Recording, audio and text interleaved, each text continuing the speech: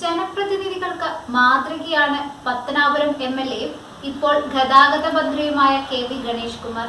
പ്രേം നസീറിനെയും മുരളിയെയും പോലുള്ള നടന്മാർ അടിതെറ്റി വീണ രാഷ്ട്രീയത്തിൽ ഗണേഷ് വിജയിച്ചെന്ന് മാത്രമല്ല കാര്യശേഷിയുള്ള മന്ത്രിയും എംഎൽഎയുമാണെന്ന് തെളിയിക്കുകയും ചെയ്തു.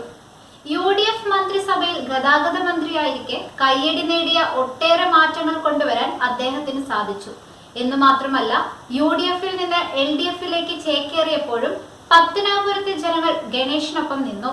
ആന്റണി രാജുവിന് ശേഷം ഗതാഗത മന്ത്രിയായി ചുമതലയേറ്റ ഗണേഷിന് കുറഞ്ഞ നാളുകൾ കൊണ്ട് തന്നെ വകുപ്പിൽ ഒരു ഓളം സൃഷ്ടിക്കാൻ കഴിഞ്ഞു. പേഴ്സണൽ സ്റ്റാഫുകളുടെ എണ്ണം മുതൽ പൊതുപരിപാടികളിൽ വരെ നിയന്ത്രണം കൊണ്ടുവന്ന് ഗണേഷ് തുടക്കം മുതൽ ശുഭപ്രതീക്ഷ നിലനിർത്തുന്നുണ്ട്. ചെലവ് കുറച്ച് വരവ് പരമാവധി കൂട്ടിക്കൊണ്ടുവരുമെന്നാണ് മന്ത്രിയുടെ പ്രഖ്യാപനം. KSRTCയുടെ അക്കൗണ്ടിൽ പണമുണ്ടാവാൻ ഇത് ആവശ്യമാണ്. ചെലവ് കുറയ്ക്കുന്നതിന്റെ ഭാഗമായി KSRTCയുടെ അനാവശ്യ റൂട്ടുകൾ നിർത്തും. ചില റൂട്ടുകൾ പരിഷ്കരിക്കുകയും ചെയ്യും. ഓരോ ബസിന്റെയും ചെലവ് പരിശോധനയ്ക്ക് വിധേയമാക്കുമെന്നും മന്ത്രി പറഞ്ഞു. സുതാര്യത ഉറപ്പാക്കാൻ KSRTCയുടെ മൊത്തം നിയന്ത്രണം ഒറ്റ സോഫ്റ്റ്വെയറിലേക്ക് മാറ്റും. അക്കൗണ്ട്, പർച്ചേസ്, സ്റ്റോക്ക് മാനേജ്മെന്റ് ഉൾപ്പെടെ എല്ലാ കാര്യങ്ങളും പുതിയ സോഫ്റ്റ്വെയറിലേക്ക് മാറും. താൻ മന്ത്രിസ്ഥാനത്ത് നിന്ന് പോയാലും MD മാറിയാലും പൊളിക്കാൻ പറ്റാത്ത ഒരു സിസ്റ്റമായി KSRTCയെ മാറ്റുകയാണ് ലക്ഷ്യമെന്നും ഗണേഷ് പറഞ്ഞു. ഇലക്ട്രിക് ബസ്സുകൾ വിജയമല്ല, പലപ്പോഴും കിട്ടുന്നത് തുച്ഛമായ ലാഭമാണ്.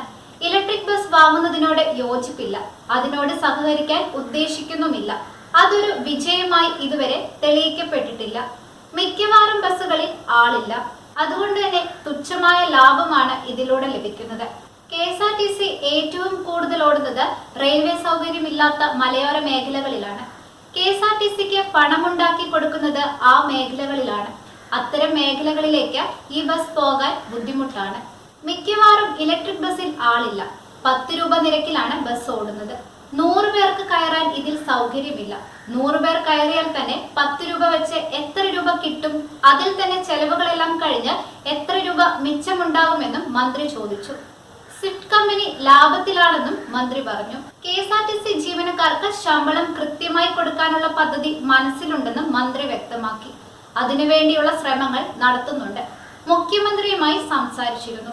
അതനുസരിച്ച് ചില പദ്ധതികൾ മനസ്സിലുണ്ട്. ശമ്പളം ഒരുമിച്ച് കൊടുക്കാനാകുമോ എന്നാണ് നോക്കുന്നതെന്നും അദ്ദേഹം പറഞ്ഞു. വേർ ഈസ് മൈ ട്രെയിൻ എന്ന് പറയുന്നത് പോലെ ബസ് എവിടെ എത്തിയെന്ന് അറിയാൻ വേർ ഈസ് മൈ KSRTC എന്നൊരു മൊബൈൽ ആപ്പ് കൊണ്ടുവരാൻ ആലോചിക്കുന്നുണ്ടെന്നും മന്ത്രി അറിയിച്ചു. ബസ്സുകളിലുള്ള GPS സേവനത്തെ ഏകോപിപ്പിക്കാൻ ഒരു കൺട്രോൾ റൂം തിരുവനന്തപുരത്ത് കൊണ്ടുവരാനായി ആലോചിക്കുന്നുണ്ട്. ബസ്സുകൾ എവിടെ എത്തി, വേഗത എങ്ങനെയാണ് എന്നിവയെല്ലാം അറിയാൻ ഇതിലൂടെ സാധിക്കും. KSRTC പമ്പുകൾ ലാഭത്തിലാണ് പോകുന്നതെന്നും ഗണേഷ് പറഞ്ഞു. എല്ലാ KSRTC ബസ് സ്റ്റേഷനുകളിലെയും പമ്പുകൾ പരിശോധിക്കാൻ ലീഗൽ മെറ്ററോളജി ഡയറക്ടറോട് ആവശ്യപ്പെട്ടിട്ടുണ്ടെന്നും മന്ത്രി പറഞ്ഞു. സ്ഥായിയായ ഒരു സൊല്യൂഷൻ ഇല്ലെങ്കിൽ KSRTC രക്ഷപ്പെടില്ല. മുൻപ് താൻ കൊണ്ടുവന്ന പരിഷ്കാരങ്ങളെല്ലാം എടുത്തു കളഞ്ഞു.